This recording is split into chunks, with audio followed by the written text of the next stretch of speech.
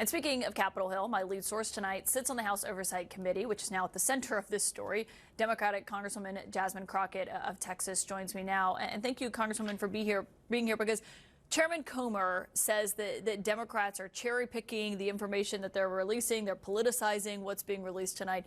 As a Democrat on the House Oversight Committee, what is your response to the chairman? No, listen, here's the deal. We have a president that is sitting in office that obviously had a very close relationship with arguably one of the worst pedophiles that we've ever seen in this country. And he's gone from, I don't really know him like that. No, we're not really that close. Yes, he was an FBI informant. To now, he said there never was this birthday book, there never was this letter, and I think it goes to his credibility or lack thereof when it comes down to this particular investigation. It also goes to when we hear the White House say things like, hey, this will be seen as a hostile act if you sign off on this. Listen, as American people, we should all be in unison, no matter if you're a Democrat, Republican, or Independent, when it comes down to cracking down on something like this. And this literally is so big. As someone who practiced criminal law in Texas, in Arkansas, and in federal courts, I have never seen a case this big. And I did it for literally over 15 years. In terms of what Democrats on your committee are putting out, the address book that came out tonight, it's got, I mean, I looked at it. It's names and phone numbers of people we know, their addresses. Was there a consideration about redacting that information, or was it intentional to just release it with everything? So as it relates to the committee and what the committee itself has put out, we as committee members haven't sat down in a room and said, this is exactly what's going to happen when.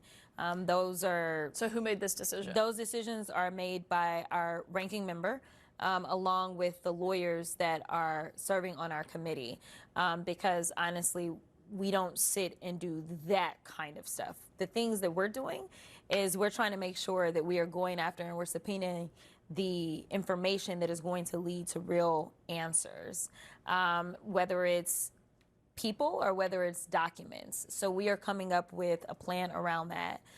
In addition to that, obviously, we are going to have staff that is going to go up and speak with those attorneys that released this most recent information to us, because there have been redactions. And so they're going to see everything unredacted to make sure that they're just not cherry picking how much information they're giving to us as well. So do you have any issues with all the numbers and names and addresses being published? I mean, I think that I personally probably would. Simply because of the environment that we're in right now, and as someone who is consistently receiving death threats because of kind of political sycophants, I would. You have no problem with it. On this drawing... No, I'm saying I would have an issue. You would have redacted it? Yeah, I probably would have. Oh, okay. Yeah, I probably would have. Yeah, just, I mean, it's like their addresses in New York, phone numbers. But then again, it may be that none of this is actually relevant now. Like, as far as I'm concerned, these people could have moved. These telephone numbers may not work anymore, that kind of stuff. So I don't know if the team dug into that type of information just so that it could say, at this moment, this person lived here or there, but they may not even live there anymore. Yeah, I mean, it's hundreds of names, as you know. On the drawing itself, the White House has denied that the drawing existed. They denied that it was Trump's signature. Tonight, they are denying it, saying that releasing it is proof that it's not his signature. I mean, we showed, obviously, examples that mirror it. What do you make of the White House's defense here? The fact that the president is a liar. He's consistent. I mean, that's all I really got for you. I mean, you know, here's the thing. We got this from the Epstein estate. This isn't something that came from a random Democratic something. This came from the estate. And so... Because basically that would have mean that someone had to forge this. Correct. Years ago. It didn't come from Democrats. Exactly. That's the whole thing. Like, before he even got elected, remember when Epstein died, right? That was before Donald Trump got elected this time. And they would have had to have some kind of foresight that he was going to run for office again, somehow win again. And we've got to make sure that this is sitting here so that when a committee comes through to get this, then it's crazy. Do you agree that even if that is his signature, having his signature on the letter doesn't constitute any wrongdoing or illegal action? No, I think the biggest issue is the fact that he cannot be honest about it. Right? Like, why lie? Because it doesn't implicate, right? But the fact that you're lying makes it look like, what else are you lying about? Those are the questions that we have. If you'll lie about something this simple, then when you're trying to tell us that you had nothing to do with these women or these girls, why should we believe you? Can we just show the signature on the page that was released today one more time? The White House is denying it is actually his. And when you look at this on this drawing from the White House, or from what was released today by your committee, if we have that picture of Trump's signature here, or what is allegedly his signature that they're denying, you see that and you believe that's his signature. Yeah, who else sounds like it? I mean, it is a signature of signatures. I mean, that is his signature. End of story. Now, I don't think that it's worth time trying to get somebody to come in and, who's an expert and goes through the curves and that kind of stuff. We have experts that can do that if he really wants to. But I don't think that it takes an expert to know that that is his signature. Can I ask about something else that the Democrats on the House Oversight Committee published tonight? It's a tweet tonight, and it says, it has a picture, and it says that this picture, it alleges, it says, shows Epstein and a longtime Mar-a-Lago member joking about selling a fully depreciated woman to Donald Trump for $22,000 and $22,500. Can you explain what is being alleged here in this picture? I mean, obviously, I didn't write it, but from the looks of it, it does look like he engaged potentially. Now, I think that is more incriminating than the birthday. The birthday just makes him look like a creep. But this, it's joking about selling a woman. When and why is that ever funny? And why is it that they would say that he would be one that would be buying a woman? And to say fully depreciated, and it had some things that really made you feel like it was somebody that was young, because it was talking about the ability to learn, like a quick learner or something like that. I don't remember the exact language. But it's really disturbing. And honestly, it's really a sad day in this country that this is the guy that is leading our nation.